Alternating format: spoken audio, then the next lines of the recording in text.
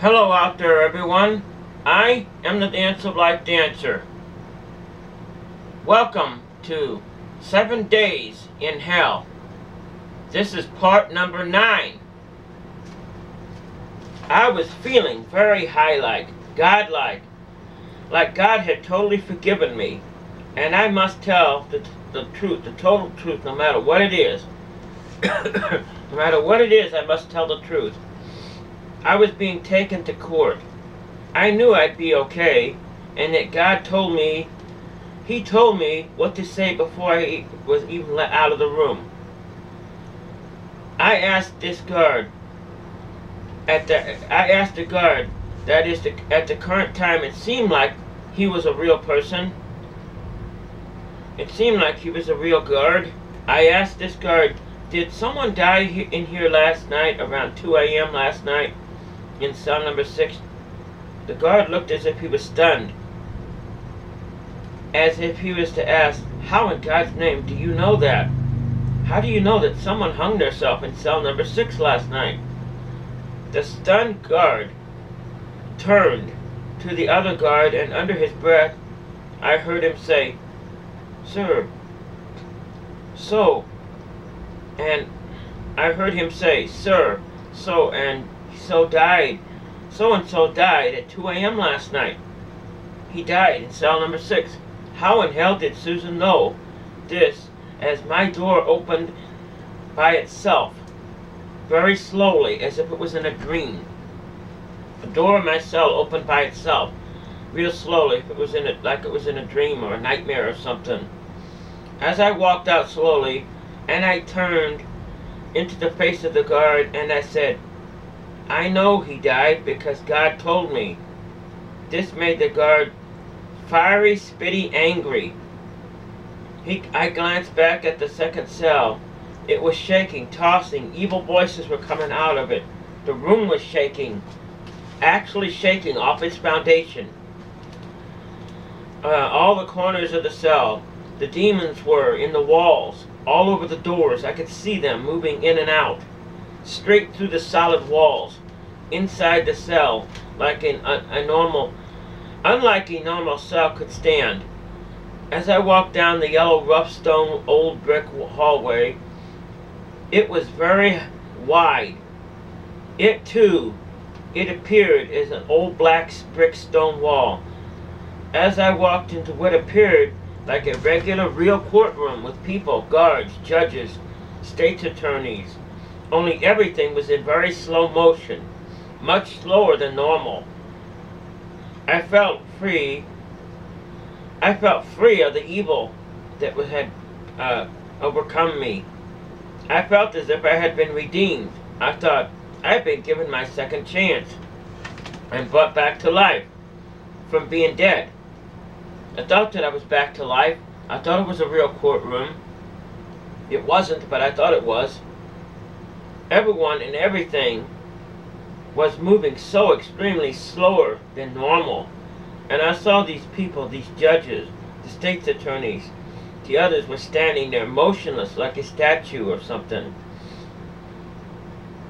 or a store mannequin. They were real, but they were totally without life. No life in anyone. No life in anyone in that courtroom, as if they were zombies or something. Even though I was not scared, because I knew something here was very wrong, though. I knew something was very wrong. This court experience was as if it was staged, as if it were not in reality at all, as if it were in a state or a play, in a state or in a playhouse or something, not real. It was like it was all staged. It was like it was not real. The judges and the others did not move an inch. They were like a block of stone, a statue sitting there. There was no life in their eyes at all. They were literally frozen in time. I was seated in, I guess, was another judgment seat. Only this one was a yellow chair. I saw a judge. I could not see his face. Many others around this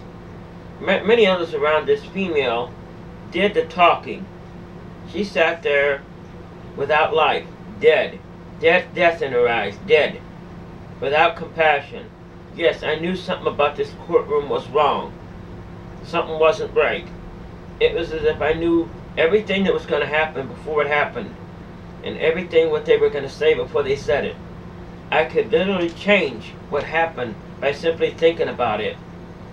And it did just that, which I knew something was terribly wrong, because you're not supposed to be able to do that in a real courtroom. You can't change things by thinking about it.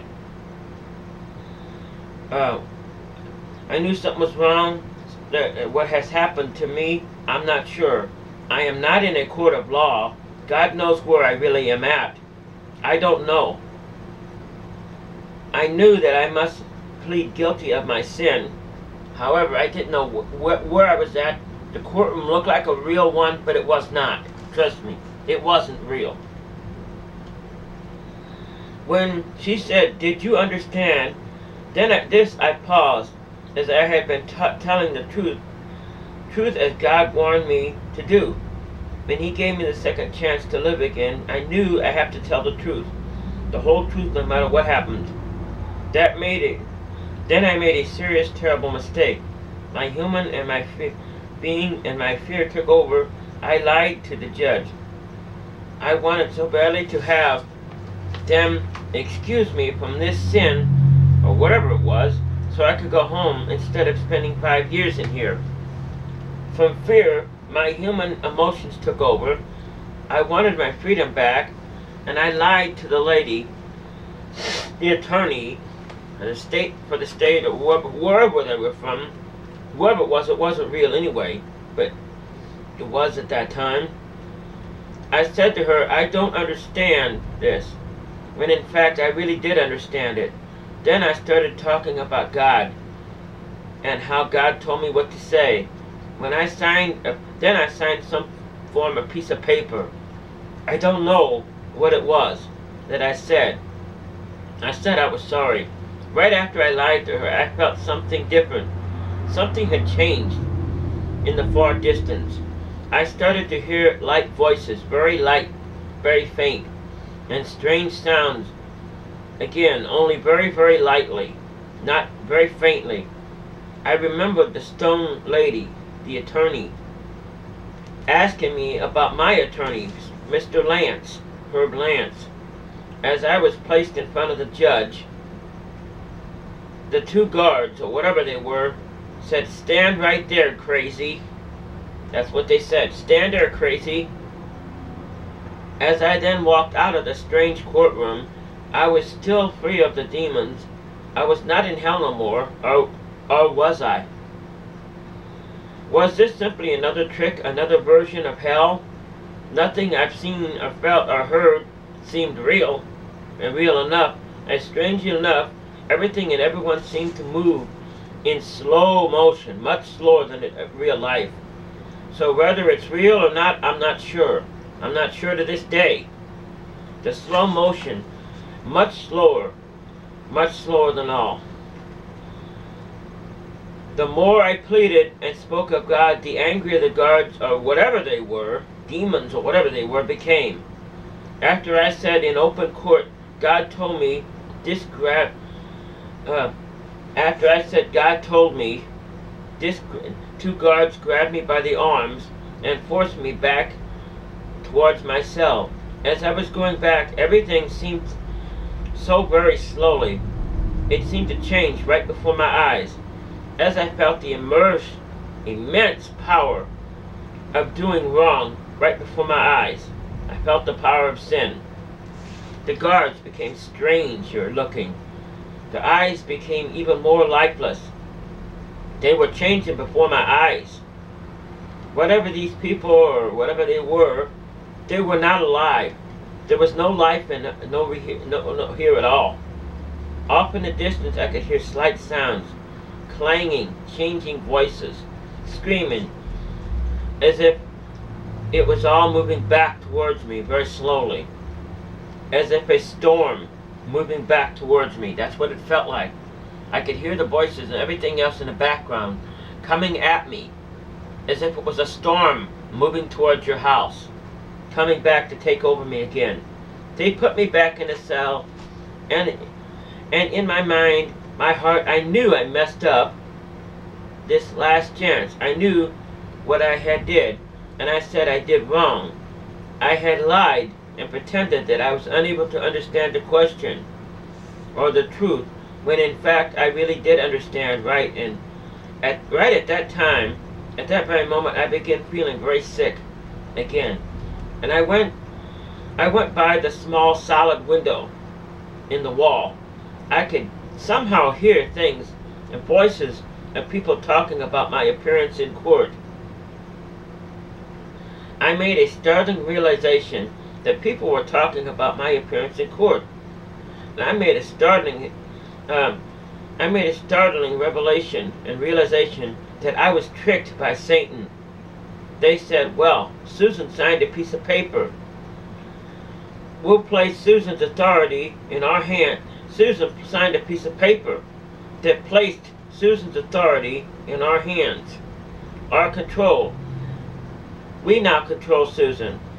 And when we ask Susan if she doesn't mind spending the rest of her life in a nursing home, when we ask Susan if she minds spending the rest of her life in a nursing home, like her mom, Elizabeth, she said that